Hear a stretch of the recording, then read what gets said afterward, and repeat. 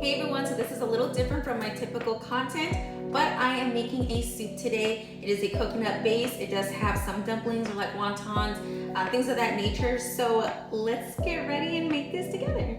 This soup is about 15 to 20 minutes, so it's really easy to make. Again, you can add any kind of ingredients that you like. I'm gonna keep it pretty traditional, so let's get started. So a couple things that you'll need is, in my case, chicken broth. You can use a red Thai chili paste of either or. You could do the red curry paste or red chili paste like this one. The curry paste is a little bit in thicker consistency, so it just depends, and the flavor is a little bit different. This is more of an authentic red pepper flake, but it's like a sauce, so I'm probably gonna end up using that one. You need coconut cream. Some people can do coconut milk, that's all right too, so I brought this option as well. That's just condensed milk. Bamboo shoots. I love bamboo shoots in all of my soups. Don't ask me why, it's just really good. We'll need sesame oil, yeah, actually we do need sesame oil, soy sauce, and fish sauce. I'm also using mushrooms. You can basically use any mushrooms, I just really like these ones in soup. A red onion, bok choy. I could have gone a lot less, but this is just the amount that they had. And then you can either use dumplings or wontons. I'm using dumplings. These are shrimp and pork dumplings. Now for a side dish, I am gonna be making shumai.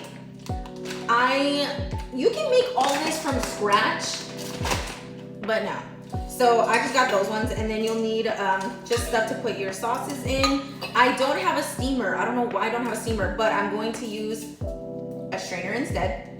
And then a strainer you can just put over the water and it'll boil it like that. So first I'm gonna go heat up the stove in the back. I'm just gonna put it on a light because I gotta do all this in the meantime. While that gets ready, I'm going to pour in my sesame oil. So once you have enough sesame oil, you're gonna go ahead and get your Thai chili paste. Jesus Christ, oh, there's plastic. You're gonna take like 3 or 4 cloves of garlic. I'm gonna do 3 large ones. And then you're just gonna mince them as much as you can. You can eat these big, but I feel like garlic only does really well once it's really minced because you get all the flavor out of it. So here's one. It's a little harder with nails, I'm not gonna lie. But what's the point of having nails if you can't use them?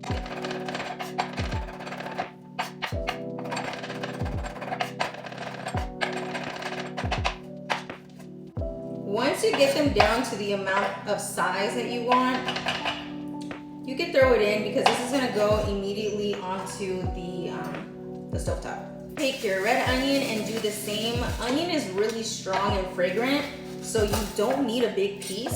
I literally took not even a quarter off. I think that's like maybe a 1/5. So I would rather use a shallot, but I don't have one at the moment, so red onion will do.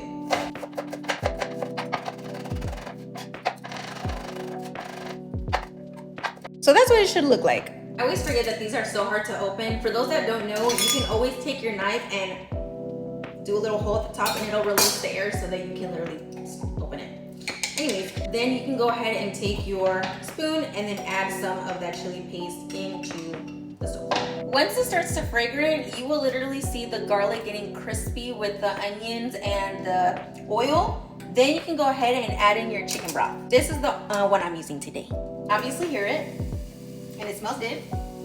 So once it's going, now you enter your chicken broth. You're gonna have to add water in because that's not enough chicken broth for this whole soup. In the meantime, let's cut our veggies. I don't plan on making a lot of soup today, so I'm gonna use 3 batches of baby bok choy.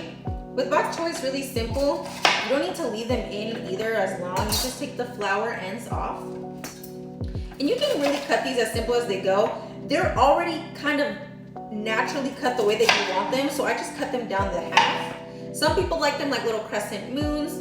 I don't mind. I like bok choy in any which shape or form it comes in. So we're just gonna leave it in kind of like bigger chunks because I like to, crunch on my soup. I don't like to use the leaves often, so I just use the ones that are still integrated with the stems. You can use this in a smoothie if you'd like.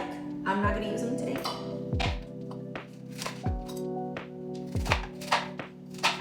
Okay, So there's our bok choy. Bok choy is cut. Time to use some mushies.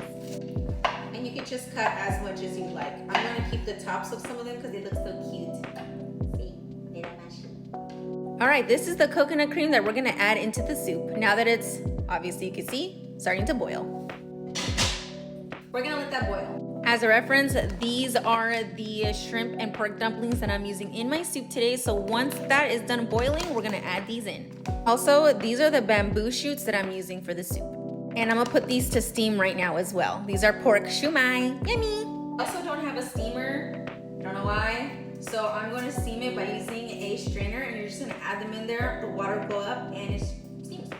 Once your soup is steamy like this, you're gonna enter as many of the wontons that you wanna use for your base.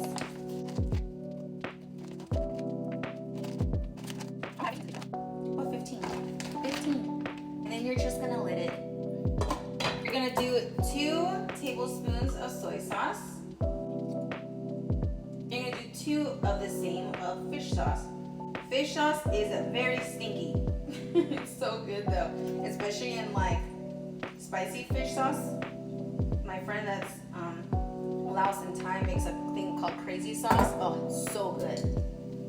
You're gonna pour that in there and let it continue cooking. One more soy sauce. Now you're gonna dump in your veggies, whichever ones you decided to use. I'm doing mushrooms, bok choy, a lot of it. I decided to use some of the leaves, not a lot, maybe a few. Then we're gonna mix that. Then you're gonna add in the bamboo shoots, as many as you like. Actually, I'm gonna go ahead and cut these because they're a little too big. Much better. A couple other things, you need garlic powder, rice vinegar, and pepper to taste. These ones you can kind of throw in as you like. I like rice vinegar in all my soups. It just makes it tingly, I don't know. And then you can use a little bit of Chinese 5 spice. It just takes it home.